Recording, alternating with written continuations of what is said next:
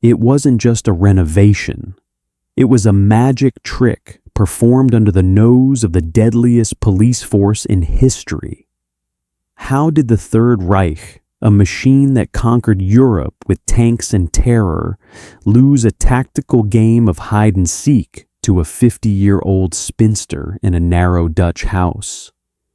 The Gestapo had the dogs. They had the radar. They had the lists. They claimed that nothing in the Netherlands could vanish without their permission. But they were wrong. While their panzers rolled through the streets, a quiet war was being fought in a bedroom, mere inches from where the soldiers walked. They were looking for a fortress. They were looking for an army. So they completely ignored the woman standing behind the counter of a dusty watch shop. They dismissed Corrie ten Boom because she looked harmless. They thought she was just fixing clocks. But while they were counting minutes, she was building a paradox. Why did the most efficient hunters in the world fail to see what was right in front of their eyes? The answer wasn't on a map. It was hidden behind a wall that technically didn't exist. Haarlem, the Netherlands, 1940. The occupation does not begin with a scream, but with a suffocating order. The smell of tulips is replaced by the exhaust of gray trucks. The Dutch sky, once open and free, is now crisscrossed by the Luftwaffe. In the center of the city stands the Ten Boom watch shop. It is a place of precision. Gears, springs, pendulums. For decades, the family has lived by the rhythm of the tick-tock, ensuring that every second is accounted for. But outside the glass windows, time is breaking. Corrie is not a soldier. She is a woman of faith, approaching middle age, living with her father and sister.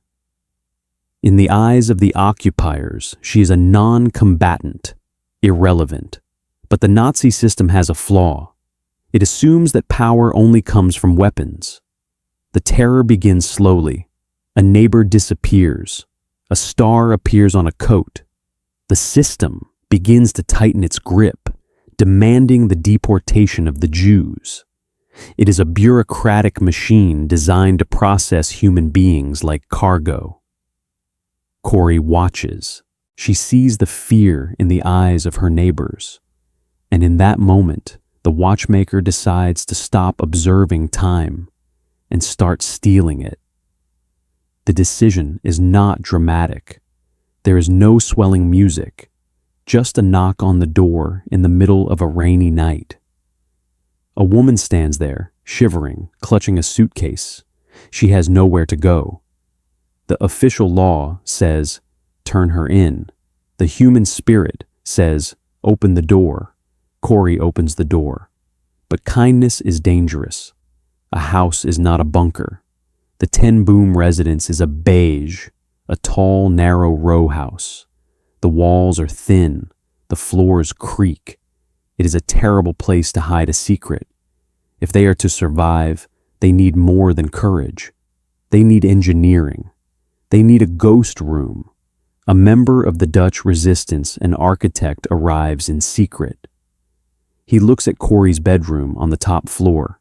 He taps the walls. He measures the angles. He explains the mechanics of the deception. It is a matter of perspective. If they build a false brick wall about 30 inches from the real back wall, they can create a crawl space, a sliver of nothingness. But the physics of the lie must be perfect. If the new wall looks too fresh, the Gestapo will notice the mortar. If the room looks too short, the soldiers will notice the dimensions. If the wood sounds hollow when struck with a rifle butt, everyone dies. So they begin to build. They carry bricks up the winding stairs, wrapped in newspaper to dampen the clinking sound. They mix mortar in small batches to hide the smell of wet dust. They are constructing a trap for themselves, inside their own home. While the Nazis parade in the square below, singing songs of victory, Corrie is upstairs, aging the wood of the new shelves to make them look 100 years old. The architect installs a small ventilation grate hidden near the floorboards. It is the only lung for the 6 people who will eventually squeeze into that dark gap. The arrogance of the occupier is their greatest weapon. The local German commander believes that his control is absolute. He walks past the watch shop every day, checking his pristine uniform in the reflection of the window, never suspecting that the woman polishing the glass is essentially running a transit station for the condemned. He underestimates the Beje. He underestimates the brick. And most fatally, he underestimates the patience of a woman who has spent her life fixing broken things. The wall is finished. It is invisible, a masterpiece of deception. But a wall cannot stop sound, and a wall cannot stop betrayal.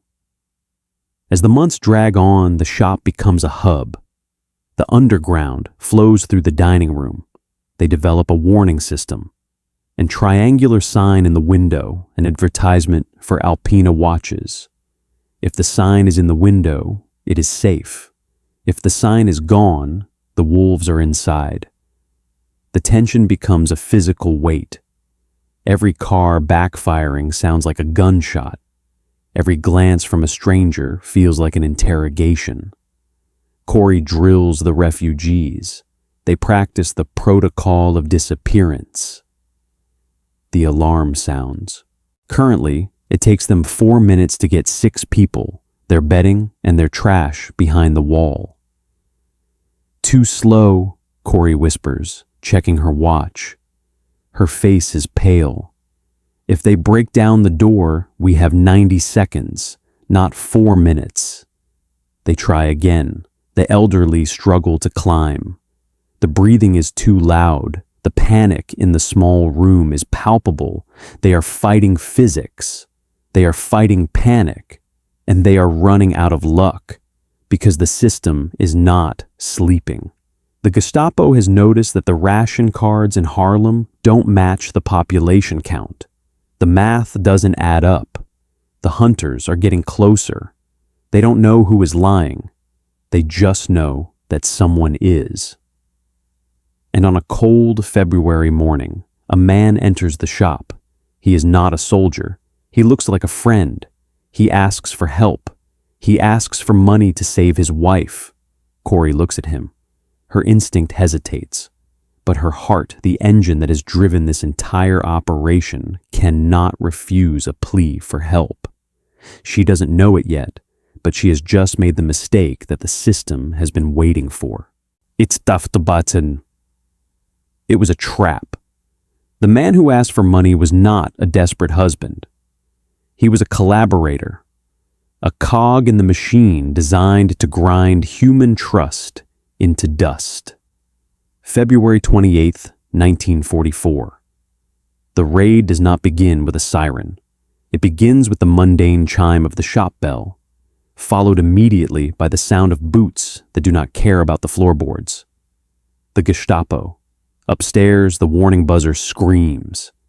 It is a harsh electric rattle that cuts through the flu-ridden haze in Corrie's head. She is sick, her body burning with fever, but instinct is faster than biology. "The Jews!" she gasps. "Quick!" This is the moment the protocol of disappearance was built for. But reality is messy. There is no cinematic precision here. It is a frantic, terrified scramble of limbs and cloth. 4 Jews and 2 resistance workers race for the bedroom. The physics of the hiding place are cruel. The opening is near the floor, a small hatch that requires the flexibility of a gymnast. Old women are shoved through. A man dives in, but the system is already at the bottom of the stairs. The heavy boots are thundering up, step by wooden step. Corrie sees the last shoe vanish into the darkness. She slams the sliding panel shut. She rearranges the bookshelf in front of it. But then, she freezes. The evidence, the Beje, is full of ghosts. Not the people, but their traces. A half-eaten bowl of porridge on the table. A book left open on a chair. The warmth still radiating from the empty beds. The Gestapo are not fools. They are forensic hunters. If they touch the sheets and feel body heat, the game is over. Corrie frantically smooths the covers, praying the fever in her own hands will mask the warmth of the refugees. She throws herself into bed just as the door bursts open. A man in a trench coat stands there. He smells of leather and cold ambition. "Get up," he barks. The interrogation happens right there in the bedroom. They don't ask nicely. They strike her. The blow is sharp and professional, designed to disorient, not to kill. Not yet. "Where are they?" the officer demands. "Where are the Jews?" Corrie tastes blood. She looks at him with the vacant eyes of a simple spinster. "I don't know what you were talking about." The officer laughs. It is a dry, humorless sound. He knows she is lying. The whole house screams of life. There are extra ration cards in the drawer. There's a pile of Alpina watches that shouldn't be there. He knows they are close. He just can't see them. This drives him mad. The Nazi ideology is built on the concept of total control. If a Jew can disappear, then the master race is not all-seeing. It is a crack in their armor. He tears the room apart. He rips the clothes from the closet. He smashes the lamps. At one point, he stands directly in front of the bookshelf. He is inches away from the false wall. Inside the darkness, 6 people stop breathing. Behind that brick curtain, the reality is horrific. This is the black box of survival. The space is roughly 2.5 feet deep. It is not a room. It is a vertical coffin for 6 living bodies. There is no light. The ventilation is a single pipe the size of a coin. The air begins to sour immediately, turning hot and thick with carbon dioxide. One of the women, Mary, has asthma. Her lungs begin to wheeze, a high-pitched whistle in the utter silence. Inside the wall, a hand clamps over her mouth. It is a brutal act of love. If she coughs, they die. If she breathes too loud, they die. Outside, the officer pauses. He tilts his head. "I hear something," he mutters. He taps the wall. Thump. It sounds solid. The architect's trick, the double layer of brick, absorbs the sound. The officer frowns. He strikes it again with the butt of his pistol. Thump. Physics holds the line. The wall does not sound hollow. The officer curses. His arrogance blinds him. He believes that if his eyes can't see it, and his hands can't break it, it doesn't exist. He trusts the solidity of the brick more than the possibility of human ingenuity. He turns away. "Take them all," he orders. "The old man, the sisters, everyone." The Gestapo drags the Ten Boom family down the stairs. Casper, the father, is 84 years old. He walks with the dignity of a patriarch, even as they shove him toward the trucks. But the horror is just beginning. As the family is hauled away to prison, the house is not left empty. The Gestapo leaves guards behind. They call it the mouse trap. They sit in the living room, smoking cigarettes, waiting for other resistance members to knock on the door. The telephone rings. They answer it, pretending to be the family. They lure more people in, arresting them one by one. All the while, 6 people are rotting behind the wall upstairs. Hours turn into a day. a day turns into 2. The mousetrap works perfectly for the Nazis. But they make a fatal calculation error. They assume that because they have captured the shepherd, Corrie, the sheep, the refugees, will naturally panic and reveal themselves. They expect a noise, a scream, a surrender, but they underestimate the discipline of fear. Inside the wall, the conditions are medieval. There is no bathroom. They are standing in their own filth. The thirst becomes a physical torture. The air is so thin that matches won't light. They are hallucinating in the dark. Mary's asthma is getting worse. The sound of her wheezing is like a siren in the cramped space. But they do not knock. They do not surrender. The police guards downstairs are getting bored. They eat the food in the pantry. They play cards. They complain about the cold. They are sitting 10 feet below the greatest prize in Harlem, and they are too lazy to find it. General von Braun, the regional commander, scoffs at the report. "If there were Jews in that house," he reportedly says, "my men would have smelled them. The Dutch are not clever enough to outsmart the Third Reich." He treats the silence of the house as proof of his victory. But he had fatally underestimated his opponent. It wasn't an empty house. It was a testament to endurance. While he drank his schnapps, confident in his radar, 6 skeletons were holding their breath, defeating his entire army by simply refusing to exist. Finally, after 47 hours, the guards leave. They lock the door. The house is silent, truly silent. But the danger has now shifted. The lock is on the outside. The refugees are sealed in a tomb. If they climb out of the hiding place, they are trapped in a locked house in the middle of a city swarming with Nazis. Who will open the door? The answer comes from the most unlikely source. The police officer who had been guarding the house, a Dutchman named Rolf, working for the occupiers, returns. But Rolf is not who he seems.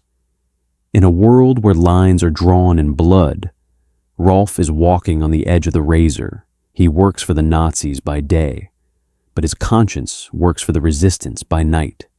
He enters the empty shop. He climbs the stairs. He stands before the bookshelf. "It is safe," he whispers. The panel slides back. The smell that hits him is overwhelming. The 6 figures that crawl out are barely human. They are gray, shaking, covered in waste, blinded by the dim light of the overcast day. But they are alive. They stumble out of the black box, gasping for the cold, free air. They have beaten the Gestapo. They have beaten the hunger. They have beaten the wall. But for the Ten Boom family, the wall was just the beginning of the nightmare. While the refugees escape into the night, vanishing into the countryside to safety, Corrie and her sister Betsy are being processed into the belly of the beast. They are no longer citizens. They are numbers. Corrie is thrown into a cell in Scheveningen prison. She is alone. The fever is consuming her. She doesn't know if the Jews survived. She doesn't know if her father is alive. She only knows that the system has won. Or so it seems. Because Corrie Ten Boom carried something into that prison that the guards couldn't confiscate at the gate. A weapon more powerful than a Panzer tank. She carried a book, and she carried a stubborn, impossible belief that even in the deepest pit of hell, there is a reason to keep ticking. Benno Ravensbrück. It was not a prison. It was a factory where the product was ash. Here, the system was absolute. Names were replaced by numbers. Corrie became prisoner 38777. Her sister, Betsy, was 31661. The camp was designed to strip away humanity layer by layer. First the clothes, then the hair, then the hope. The guards believed that if they made the women look like animals, they would eventually act like them. But they didn't account for Barracks 28. It was a nightmare of overcrowding. 700 women stuffed into a space built for 200. The stench was a physical wall, and it was crawling with fleas. The fleas were everywhere, in the straw, in the clothes, on the skin. To the Nazi guards, this infestation was disgusting. They refused to step foot inside the barracks. And that was the miracle. The guards' arrogance, their obsession with purity, became their blind spot. Because they wouldn't enter the filth, Barracks 28 became the only place in Ravensbrück with freedom. In the back of that dark, flea-ridden room, Corrie held a small, forbidden Bible. She read aloud. They prayed. They sang. The guards thought the fleas were a plague. But in reality, the fleas were the soldiers of the resistance. The smallest, most despised creatures on earth had built a perimeter that the SS dared not cross. But the body has limits that the spirit does not. Betsy was dying. The cold and the starvation were carving her hollow. Yet, as her body failed, her vision sharpened. She spoke of a house, a recovery center for victims of the war. "We must tell them," she whispered, her voice thin as paper. "There is no pit so deep that he is not deeper still." She died on a concrete floor in December 1944. Corrie was dragged to the hospital to see her. She expected to see the twisted mask of agony she had seen on so many others. But when she looked at her sister, the lice were gone. The starvation lines had vanished. Betsy looked young, radiant. It was a final act of defiance against the ugliness of the camp. 2 weeks later, a clerk in the administration office made a mistake. Or perhaps he just blinked. Corrie was called to the front. She was handed a stamped paper. Release. She walked out the iron gates. She walked past the smoke of the crematoriums. She walked into the snow, free. Why? Because of a clerical error, a typo in the great machine. 1 week later, the mistake was corrected. The order came down to execute all women of Corrie's age group. They were all gassed. Corrie missed the chamber by 7 days. She traveled back to the Netherlands. She opened the house Betsy had dreamed of. She spent the next 30 years traveling the world, telling the story of the hiding place. But the real test came in 1947 in a church in Munich. After she spoke, a man came up to her. He was balding. He wore a gray overcoat. But Corrie recognized him instantly. He had been a guard at Ravensbrück, one of the cruelest. He stuck out his hand. "A fine message, Fräulein," he said. "How good it is to know that, as you say, all our sins are at the bottom of the sea." He didn't remember her, but she remembered him. The blood in her veins froze. The system stood before her, asking for forgiveness. Every instinct in her body screamed for justice. He had killed her sister. But Corrie ten Boom realized the final truth. If she kept the hatred, she was still in the prison. She lifted her hand. It felt like lifting a ton of lead, and she touched his. "I forgive you, brother," she said, and in that moment, the war finally ended. Today, we look at our own walls. We build them to keep people out, to hide our secrets, or to protect our comfort. But Corrie ten Boom showed us that the strongest walls aren't made of brick. They are made of faith, and they are built to keep humanity in. If you believe that stories like Corrie's deserve to be remembered, join our ranks by subscribing and liking this video. We have synthesized this narrative from reputable historical archives and verified sources. However, the fog of war often extends to the history books. If you spot any inaccuracies or have additional details to share, please correct us in the comments. We strive for the absolute truth, and your knowledge helps us get there. Thank you for keeping history alive.